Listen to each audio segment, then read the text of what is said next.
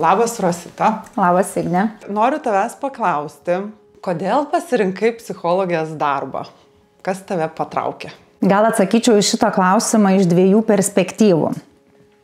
Pirma perspektyva, jeigu sakyčiau kaip žmogus, kuris nedirbo psichologo darbo, tai sakyčiau, kad šitas pasirinkimas, sprendimas stoti į psichologiją buvo labai spontaniškas. Tai nebuvo kažkaip svajota, domėtasi, norėta, siekta ir panašiai. Tiesiog atėjus laikui pasirinkti studijų kryptį 12 klasiai, atėjo mintis, o kodėlgi ne psichologija. Pavyko įstoti ir tik besimokant, studijuojant, atliekant pirmąją praktiką, po bakalauro pradėjus dirbti, supratau, kad aš esu čia, kur turiu būti, kad domėtis, gilintis, pažinti žmogų, jo vidinį pasaulį yra man be galo prasmingas darbas, be galo artima, labai patinka. Gal netgi sakyčiau, pagal mano asmenybę netgi labai tinka man. Ir tas skatino mokytis, augti, tobulėti, ieškoti naujų įrankių, kaip pažinti žmogų, naujų technikų, kaip padėti jam. Ir skatino mokytis, studijuoti ne tik magistro studijas, bet ir psichoterapiją, siekiant vis labiau ir labiau priartėti prie žmogaus ir jam padėti. Tai čia ta viena perspektyva. Jeigu į šitą klausimą atsakyčiau kaip žmogus dirbantis psichologo darbą, o tu žinai, Igne, kad mūsų darbas yra ieškoti, kapstytis, gilintis, ieškoti ryšių, prasmių, kitaip tariant, žvelgti giliau, tai gal tada sakyčiau, kad visai tai nebuvo spontaniškas pasirinkimas. Nes vis dėlto tos asmeninės patirtys, asmeniniai išgyvenimai, asmeninės netektis, aplinkinių žmonių išgyvenimai, patirtis visada kėlė tą klausimą, kodėl žmonės yra tokie, kokie yra.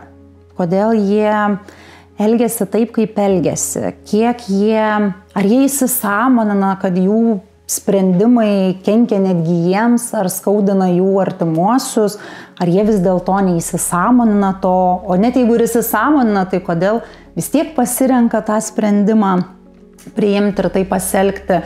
Kodėl skirtingi žmonės, netgi tos pačios šeimos į tą patį dalyką reaguoja skirtingai. Tai galvoju, kad vis dėlto tie tokie neatsakyti klausimai, kuriems tiesiog trūko psichologinių žinių, man gal net pačiai net pažįstant, vis dėlto buvo ta kažkokia vidinė motyvacija pažinti žmogų. Tai tikriausiai netoks ir sąmoningas gal buvo.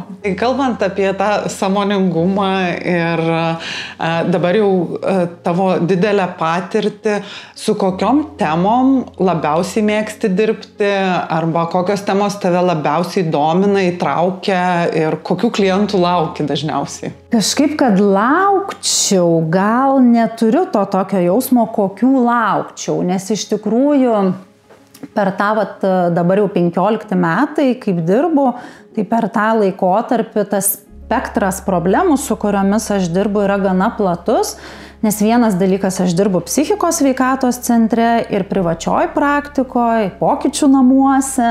Tų problemų spektras yra gana platus, nuo lengvesnių psichologinių sunkumų iki sunkių psichikos sutrikimų.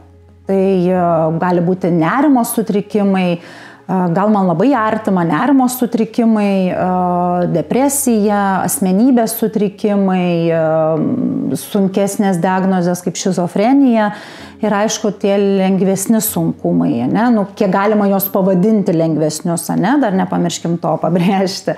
Tai santykių problemos, stresas, perdegimas, kažkokios asmeninės krizės, darbo krizės, nepasitikėjimas savimi.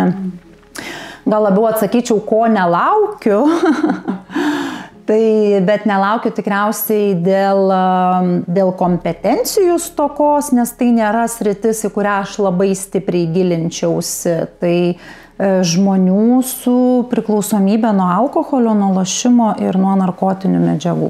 Tai gal čia tokia silpnoji. Kokius darbo metodus taikai? Girdėjau mindfulness, turbūt dėmesingumas, tas sąmoningumas vienas pagrindinių, bet ką dar taikai ir ar tikrai taikai dėmesingumą?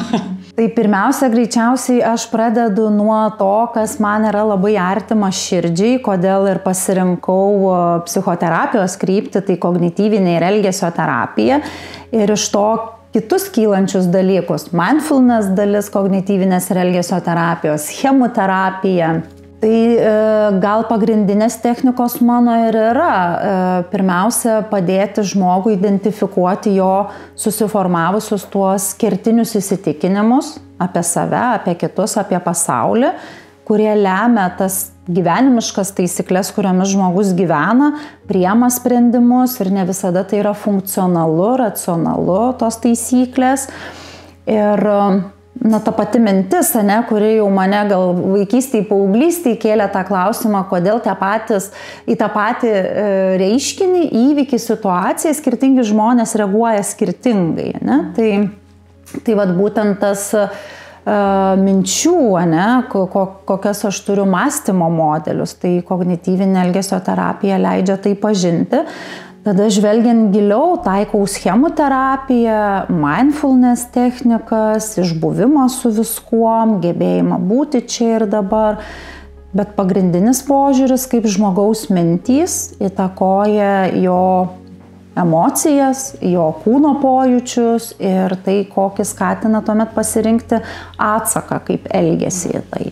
Na ir paskutinis klausimas, tai ką palinkėtum žmogui, kuris šiuo metu svarsto, bet galbūt nedrįsta kreiptis pagalbos? Galvoju, kad mes turim tokią savybę.